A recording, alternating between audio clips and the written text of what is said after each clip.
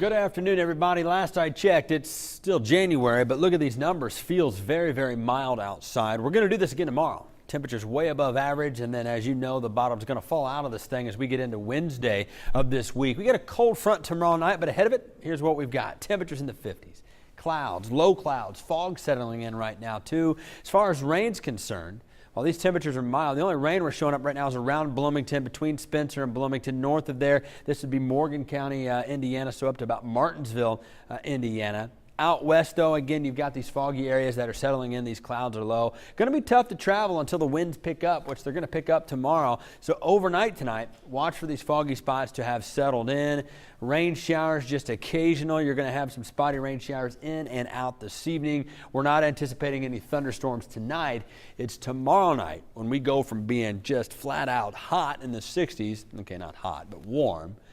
The temperature's dropping almost 40 degrees within 24 hours as we get into late Wednesday night. And I'm going to talk about that right now. Let's get to Futurecast. 8 o'clock tonight, all is essentially quiet. We've got some clouds. They're not really going anywhere. That fog's settling in, so travel's a little bit difficult there. And rain showers are just occasional. They're in, they're out, they're not too heavy. Thunder and lightning's out of the forecast tonight. But 7 a.m. tomorrow, mid-50s. Okay, yeah, temperatures start in the mid-50s. We don't cool off tonight is what I'm getting at. And we jump into the mid-60s.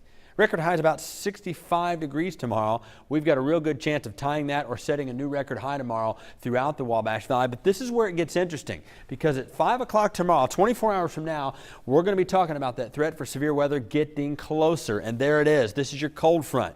Tomorrow at 5 o'clock. That line of thunderstorms will continue to develop, and it will cross the Mississippi River, cruise through central Illinois. And remember, we're going to be warm and juicy here in the 60s tomorrow. Doesn't cool off much at night because the winds out of the south are still flowing in here.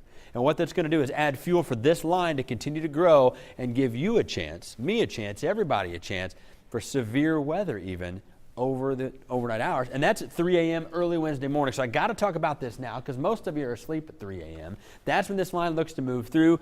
We're ready for it. Storm Team 10 will keep an eye on this system as it moves through, but it's going to move through pretty quick. And when it does, behind it, those temperatures drop, and the temperatures Wednesday afternoon do not heat up. Mid-30s there, down into the teens by early Thursday morning. So the severe weather threat's concentrated to tomorrow night. And with that, hail is a possibility.